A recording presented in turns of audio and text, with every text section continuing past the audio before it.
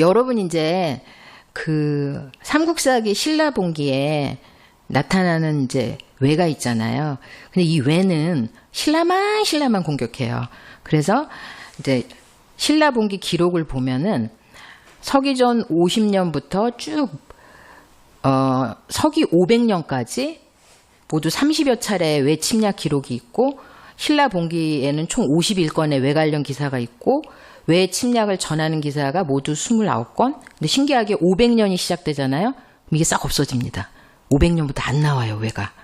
어디로 사라졌는지. 그리고 또 신기한 거는 그 고구려 봉기 있잖아요. 삼국사기 고구려 봉기를 읽어보시면 외가 한마디도 안 나옵니다.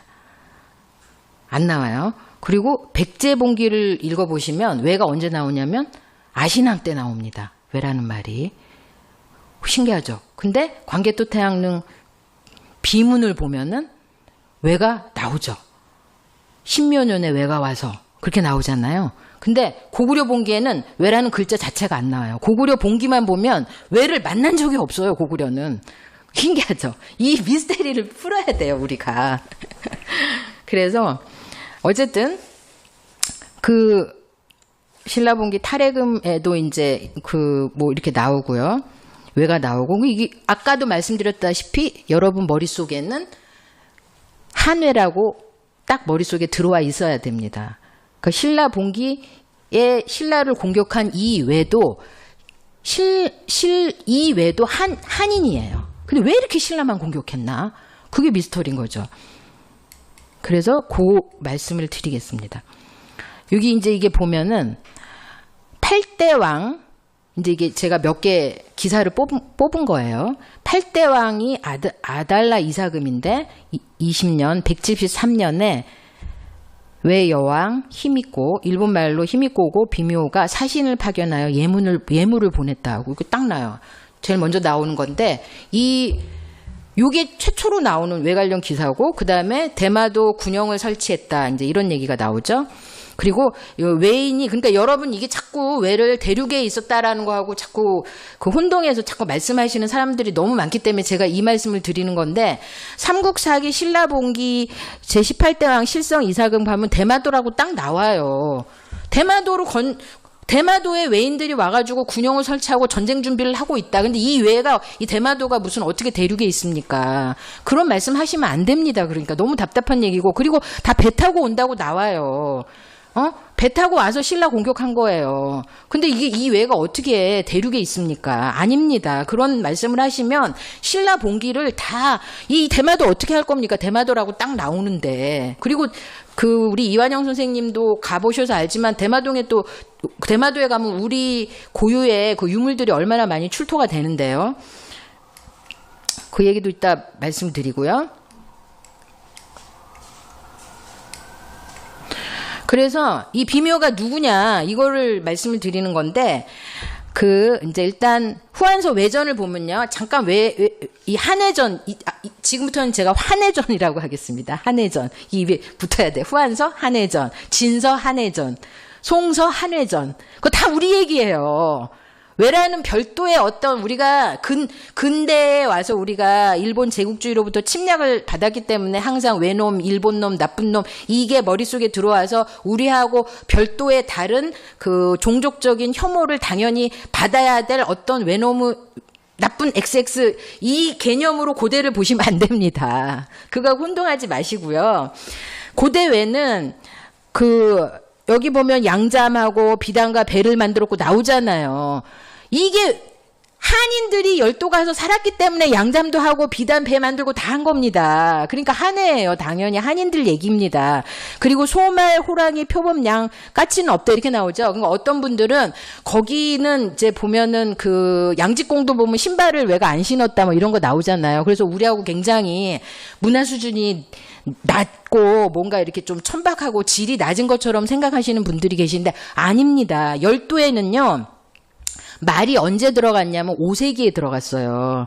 바다 건너 들어와야 되잖아요. 말하고 소가. 그러니까 이 시기에 후한서 한해전 쓸 때 이때 당시에 소하고 말이 못 들어가던 시기예요. 열도로. 그러니까 소말이 없으니까 당연히 신발을 만들 가죽이 없는 거예요. 동물 가죽이. 그러니까 신발을 못 신지.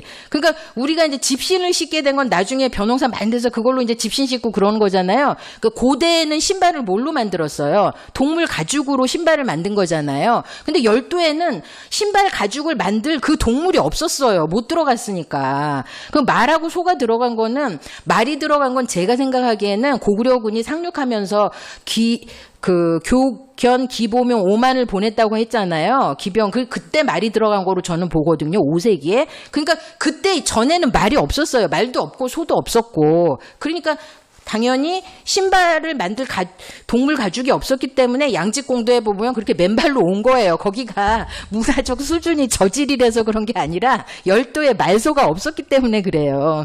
그다음에 그래서 열도에 있는 청동기, 철기, 그다음에 그 수도작, 농경 이거를 야요이 시대라고 하는데 열도에서 그 농경을 시작한 게 바로 우리 본토에서 건너간 우리 한인들입니다. 그러니까 다 이 얘기는 열도로 이민 간 한인들의 이야기예요. 이 외전 얘기는, 후한서 외전 얘기는. 그래서 후한서도 후한서 외전이라고 부르면 안 되고 후한서 한해전이라고 불러야 된다. 그렇다면 히미코는 누구냐? 비미호가. 자, 여러분, 8대 아달라 이사금을 끝으로 신라 왕조에서는 박씨 왕조가 사라집니다. 없어져요. 뿅하고. 그 다음에 석씨, 그 다음에 김씨 이렇게 해서 저는 그게 이상했어요.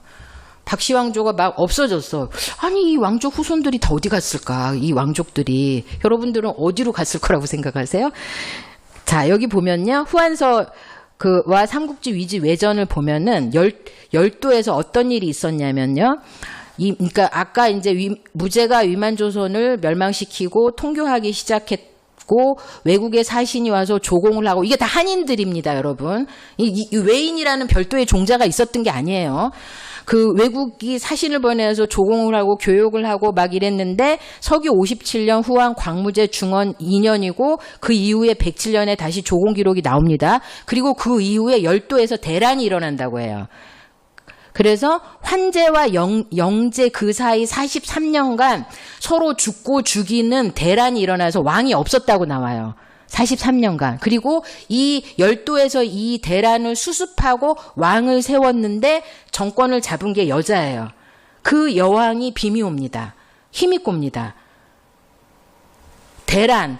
그러니까 서로 이제 패권 다툼이 일어난 거죠.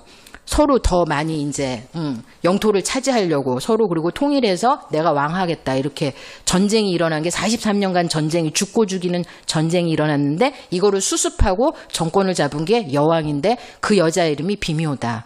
그랬단 말이에요. 히미코예요. 근데 저는 이 히미코가 아까 제8대 왕 아달라 이사금 20년에 이게 173년인데 이 173년이 대란이 일어나고 있는 한가운데 와중이에요. 그 와중에 신라한테만 히미코가 예물을 보냈어요. 사신을 보내고 조공을 한 겁니다. 왜 그랬을까? 뭔가 다른 데는 안 보냈어요. 이 대란 와중에는 그 대륙에도 그 이른바 그 후한에도 못 가고 자기들끼리 전쟁하냐고 뭐 할 수가 없어. 외교도 할 수가 없고 조공도 할 수가 없고 무역도 할 수가 없고. 그런데 유일하게 신라 아달라 이사금 왕한테만 조공을 바쳤어요. 예물을 보내고 사신을 보내고. 그래서 전 여기 히미코가 신라 박씨 왕족 후손일 가능성이 매우 높다라는 착안을 저는 여기서 했습니다. 그리고 최초에 나와요. 최초로.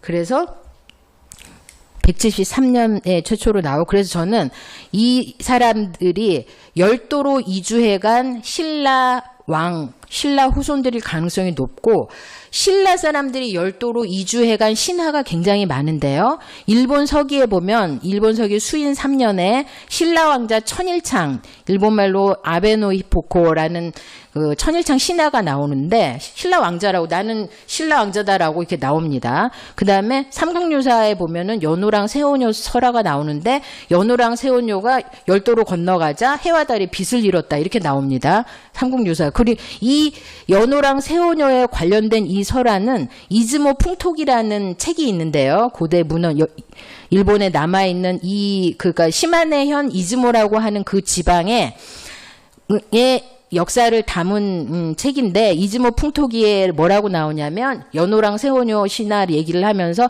신라 땅을 뜯어와서 이즈모에 갖다 붙여서 이즈모를 넓혔다 이런 얘기가 나옵니다.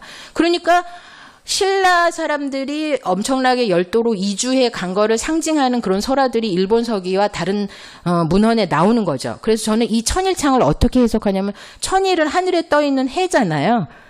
그 박혁거세는 뭐예요? 하늘에 떠 있는 밝은 해가 박혁거세잖아요. 밝은 해가 세상을 다스리는 게 박혁거세고 천일창도 하늘에 떠 있는 밝은 해고 그다음에 비미호는 일본말로 히미꼬인데 히미는 희가 하늘에 떠 있는 해예요.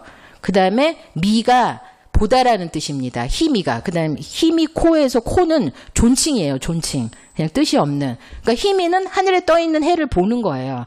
그래서 저는 박혁거세의 후손이 희미꼬일 확률이 매우 높고 이 사람은 외국 여왕, 외국은 이제 야마대국, 또 뭐 사마대국, 일본말로 야마타이 고쿠 하잖아요.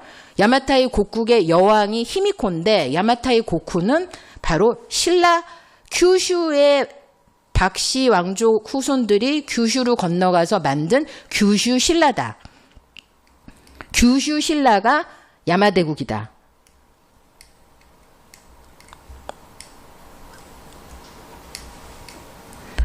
이거는 이제 제가 우리 매림 선생님 캡처를 해가지고 실제로 열도에 박혁거세 신사가 2,000개가 넘게 있죠. 그것도 통폐합을 한 게 2,000여 개라고 해요. 하도 많아가지고. 그리고 규슈에만 있는 것도 아니고 열도 전역에 다 박혁거세 신사가 많습니다. 그리고 규슈에도 있고요. 말씀하신 대로 규슈에 그 거세 신사가 이렇게 있죠. 그래서 저는 이거를 삼국사기 신라 본기에 신라만 공격하는 외를 바로 규슈 신라라고 봤습니다. 그래서 박씨 왕족 후손들이 규슈로 망명을 가서 거기에서 규슈 신라를 만들고 어떻게 해야 돼요? 다시 본토로 와서 정권을 수복하기 위해서 끊임없이 신라를 공격을 한 거다. 저는 이렇게 정치적으로 해석을 한 겁니다. 그래서 신라는 사실상 본토 김씨 왕족 신라와 규슈에 있는 박씨 왕족 신라가 규슈도 규슈 신라, 본토 신라 이렇게 나뉘어가지고 사실상 저는 내전 상태였다고 보는 거예요. 규슈 신라가 본토에 가서 본토 김씨 왕조를 내쫓고 다시 수복을 하기 위해서 굉장히 공격을 많이 했다라고 저는 그렇게 해석을 했는데 왜 그렇게 해석을 했냐면 이게 이제 보면은 저기 이제 이 보라색보다는 조금 사실 더 넓고 옆에도 더 갔을 거라고 보는데요. 야마타이 고쿠가 거기 있었을 거라고 보고요. 이게 히미코 외 여왕이자 이게 규슈 신라라고 저는 보고 있는 겁니다. 근데 여기에 뭐가 있냐면 요시노가리 유적이라는 게 있어요. 근데 이 요시노가리 유적에서 신라적인 거하고 똑같은 게 너무 많이 나와요. 여기서 이 요시노가리 유적에서. 그래서 저는 사실상 요시노가리 유적이 규슈 신라이자 외 여왕국인 야마대국이라고 보고 있고요. 그리고 여기에 이제 신공 49년 기를 보면은 신공이 신라를 정벌해가지고 신라 7국을 정벌한다 이런 얘기가 나오잖아요. 그게 다 여기 있었다고 보고 이게 규슈 신라라고 보는 겁니다. 그래서 요게 이제 보시면은 이게 왼쪽에 있는 게 왼쪽과 오른쪽이 경주에서 나오는 거고 왼쪽이 요시노가리에서 나오는 겁니다. 같은 거라고 볼 수 있고요. 그 다음에 왼쪽이 또 마찬가지예요. 왼쪽은 요시노가리에서 나오는 한국식 동검이고 오른쪽은 대구 평리동에서 출토된 거고. 근데 이거 말고도 다른 그러니까 집자리 있죠. 그 집자리도 그대로 옮겨놓은 듯한 집자리도 요시노가리 유적에서 그대로 발견이 되고 있어서 저는 사실상 본토 신라에서 권력 패권 다툼에서 쫓겨난 사람 박씨 왕조가 규슈로 넘어가서 거기서 규슈 신라를 만들어서 그게 이제 외 여왕국이고 그게 야마타이 고쿠라고 저는 보고 있는 겁니다.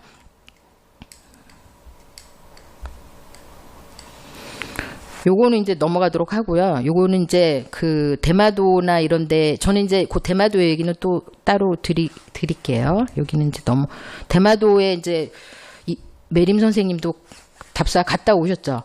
그 많죠. 우리 고조선이나 뭐 우리 한인들을 설명해 줄 수 있는 유물 유적들이 많이 있습니다. 요거는 일단 넘어가기로 하고요. 그 다음에 이제 한 가지 더 이제 신라 사람들이 얼마나 많이 그 열도로 갔는지를 보여주는 유적 중에 하나가 여기 규슈 여기를 부젠시라고 해요. 근데 여기에 이제 그 수서 동의전 한해전을 보면 그 문림랑 배청이 외국에 사신으로 보내집니다.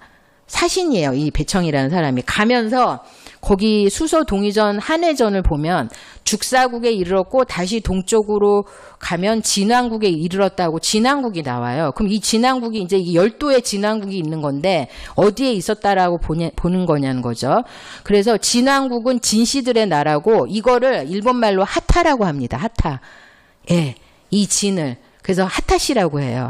그래서 일본이 이제 정창원의 문서, 정창원이 이제 일본 고대 문서를 많이 보관하고 있는 곳이에요. 정창원의 호적 원본을 조사한 거에 의하면 이 하타배라고 있어요. 하타시들이 모여 사는 그 우리나라 말로 하면 뭐 하여튼 그러니까 무슨 뭐 이런 거죠. 거기에 하타배를 가면 하타시가 93%가 살고 있다라는 거예요. 실제로 호적 조사를 했더니 그래서 그런 게 나오는데 여기 지도에 요 빨간 동그라미 안을 기억을 해주시고 보면은 뭐가 나왔냐면 1988년에 경북 울진에서 울진 봉평리에서 신라비가 나옵니다. 신라비. 요게 신라비인데요. 법흥왕 11년이에요.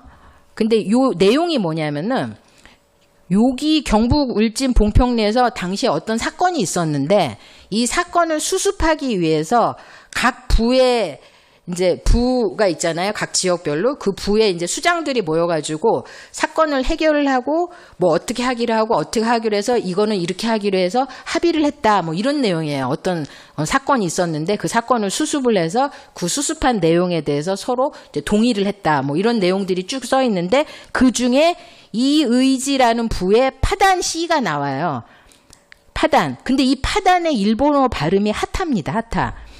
그래서 아까 진왕국의 진을 하타라고 읽는다고 했잖아요. 근데 이 파단이 하타예요. 하타라고 읽어요. 그래서 이 울진에 있었던 이 하타 사람들이 아까 이 부젠시 하타부로 가서 그 진왕국 하타시의 조상이라고 해서 이쪽에 있는 열도에 있는 이 하타시를 가진 사람들이 아직도 살고 있거든요. 그 사람들이 왔었어요. 이 울진에 실제로 이 비를 보기 위해서. 그 신라 사람들이 그렇게 많이 갔었다라는 거를 이제 말씀을 드리는 겁니다. 그 다음에 이거 너무 잘 아시는 게 이거는 백제 금동관모잖아요. 저는 백제 금동관모가 나오는 곳이 바로 백제의 담로 중에 하나였다라고 보는데요.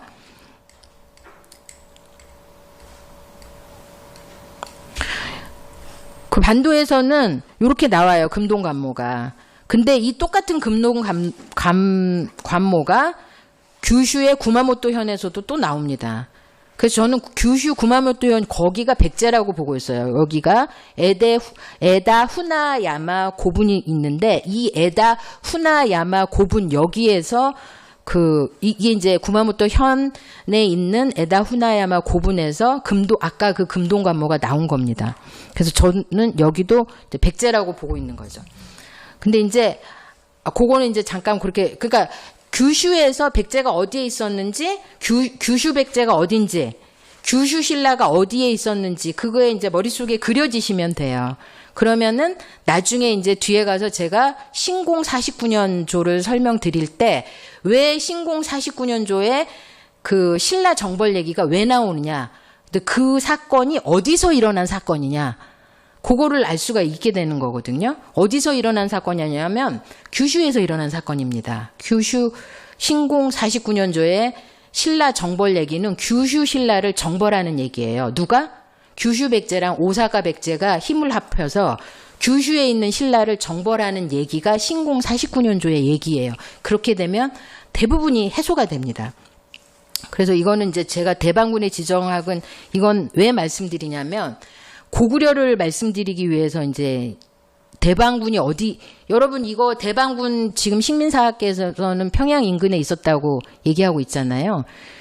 그래서 이게 그렇게 식민사학계에서 대방군을 평양 인근에 있었다라고 얘기를 하면은 야마타이 고쿠가 어디에 있어야 되냐면 오사카 나라 지역에 있어야 돼요. 그래서 지금 그 힘있고 외여왕국 한외 여왕 그 야마타이 고쿠가 식민사학계 그러니까 일본에서 연구하는 일본 학자들의 주류 학설은 오사카 나라에 야마타이 고쿠가 있었다라는 게 주류 학설이에요. 그게. 근데 이제 이것도 규슈 향토사학자들은 거기에 맞서고 있습니다. 규슈 향토사학자들은 야마타이 고쿠는 규슈에 있었다 이렇게 얘기하고 있어서 일본 내에서도 그 일본 내에서의 제학자라고 얘기해야 되나? 하여튼 그분들은 오사카 나라 지역에 왜 여왕국이 있었다라는 걸 인정을 안 하고 있어요. 그래서 거기 좀 갈라지는 부분이죠. 그래서 아무튼 이 왜 여왕국의 이제 삼국지 위지 외전을 보면은 대방군에서 구야 한국까지가 7,000열이라고 나오고요. 그 다음에 대방군에서 왜 여왕국까지 다 합친 거리는 12,000열이라고 나와요. 근데 그러니까 여러분 어떻게 생각하시면 되냐면 대방군에서 구야 한국까지가 7,000열이면 구야 한국에서 왜 여왕국까지는 5,000열이가 되는 거죠. 그러면 합치면 대방군에서 야마타이 왜 여왕국까지 다 합치면 그래서 12,000열이다 이렇게 나오는 겁니다. 근데 여기 보면 뭐라고 나오냐면 그 후한소 외전에도 그렇고 삼국지 위지 한해전에도 여기 이제 세 번째 줄에 보면 말로국이라고 나오잖아요. 요거를 머릿속에 좀 기억을 해주세요. 이 뒤에 말로국이 왜 중요한지 이제 광개토 태왕이 보낸 고구려군이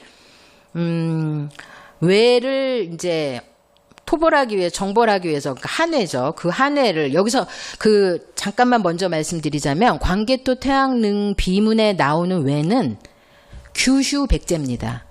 규슈 백제. 그 규슈 백제를 외라고 써놓은 겁니다. 아까 말씀드렸다시피 DNA는 다 우리라고 말씀드렸죠. 그 비문의 외도 한인입니다. 그 규슈 백제를 토벌하기 위해서 그 규슈에 그 상륙한 그 곳이 이제 나중에 제가 말로국이라고 설명을 드릴 텐데요. 그건 뒤에 가서 설명드릴게요. 요거는 자, 이게 대방군을 왜 앓으셔야 되냐면요. 그 삼국지 위지 동의전 외전을 보면 뭐라고 나오냐면요. 위나라 명제 우리가 알고 있는 그 조조가 세웠다는 그 위나라 명제 경초 2년에 외 여왕 다 한인이라고 말씀드렸어요. 한외 여왕이 대부 난승미 등으로 해서 대방군으로 파견을 해서 가서 그 대방군에 가서 요청을 합니다. 그래서 위나라 황제를 만나게 해달라고 요청을 하니 대방군의 태수 유화가 관리를 시켜서 그 외의 사절을 경도에 도착하게 해줬다 이런 얘기예요.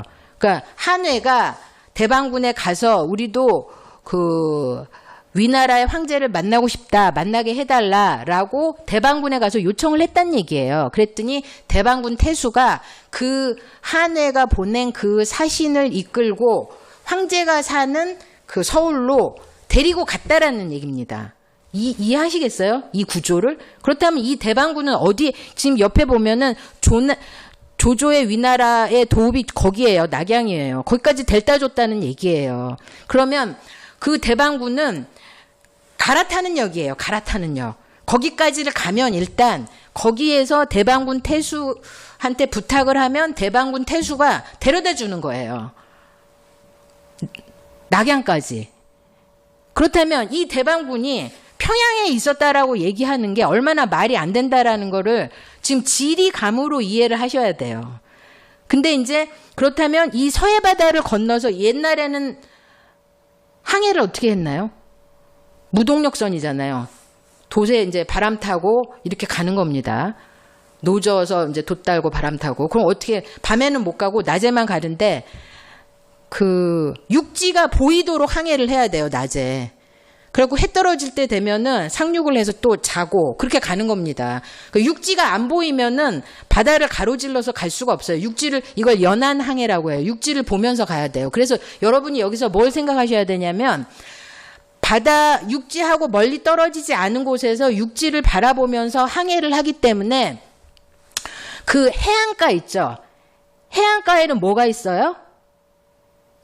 그 바다를 지나가는 배를 누구 허락을 받고 네가 거기 이 바다를 지나가? 이거를 감시하는 각 나라들의 초소가 다 있었어요. 그걸 아셔야 돼요. 그래서 해안가 이 바다를 항해를 하기 위해서 그 해안가에 성들이 있는 거예요. 초소들이 있고 지금도 있습니다. 거기서 병사들이 감시를 하고 있는 거예요. 내 허락을 안 받고는 이 바다를 못 지나가. 그리고 혹시라도 그 감시가 소홀한 틈을 타서 지나갔다가 교역을 하면은 중국 쪽에서 무슨 비단이든 뭐든 막 싣고 내려오다 걸리면 거기서 너 일로 와 해서 해갖고 그 교역품을 조공을 바치고 지나가든지 아니면 다 삥을 뜯기든지 이렇게 되는 거예요. 그러니까 이제 옛날의 무역은요 국가가 하는 겁니다. 사무역이 없는 거예요. 그 조공이라는 게 말이 조공이지 서로 물물 교환하는 겁니다. 중국 쪽, 그러니까 지금 대륙 쪽 입장에서 자기들 입장에서 다 조공 체제에 편입됐다고 해서 무슨 뭐 다들 이렇게 와서 뭐 귀중품을 바치고 뭐 이렇게 절을 하고 뭐 이렇게 했다고 하지만 그게 아니라 서로 필요한 거를 교역을 하는 거예요. 이쪽에서 비단이 필요하면 이쪽에서 그 대륙에선 구할 수 없는 거를 여기서는 또 갖다 주고 물물 교환을 해서 거기서도 여기서 물건을 갖다 주면 거기서도 올 때 그거에 상응하는 물건으로 바꿔서 물건을 주는 겁니다. 그래서 교역이 이루어지는 거예요. 그거를 생각을 하셔야 돼요. 그래서 그 바다의 패권을 장악하는 게 이 대단한 교역품의 이익을 장악하는 거하고 같은 경제적 논리가 있는 겁니다. 괜히 심심해서 뭐 저 사람들한테 뭐 잘 보이려고 그렇게 가는 게 아니거든요. 그래서 대방군이 어디 있었다라는 거 이게 지금 그 오른쪽 그림이 대방군이 평양에 있을 때는 이 만이천리가 안 나와요. 그러니까 그 힘있고 왜 여왕국이 어디 있어야 하냐면 오사카 나라 기내 지역에 있어야지 만이천리가 나오는 거예요. 그러니까 대방군이 평양에 있어야 되는 거예요. 만이천리가 나오려면은. 근데 그게 아니라 대방군이 난하유역에 우리가 이제 위만조선 한무제가 위만조선을 멸하고 거기에 사군을 세웠으니까 거기 그 지역이 요동군이자 대방군이자 그 가장 교통의 요지인 지역이라고 보는 겁니다. 그래서 거기에서부터 와서 구야 항구까지 와서 7,000여리고 거기서부터 규슈까지 하면 12,000여리가 되는 거죠. 그래서 야마타이 국이 대방군에서부터 그 규슈 신라 저는 이제 이 요시노가리 유적이 규슈 신라라고 보기 때문에 이 규슈 신라가 야마타이 고구면은 그 거리가 12,000여리가 될 수 있다. 그 말씀을 드리는 겁니다. 그래서 대방군에서 여왕국까지 이르는 거리가 12,000여리다. 그래서 이제 이게 이제 야마타이국, 야마대국을 그 오사카 나라 지역에 있다라고 보는 게 그게 이제 식민사관이라고 볼 수 있는 거죠.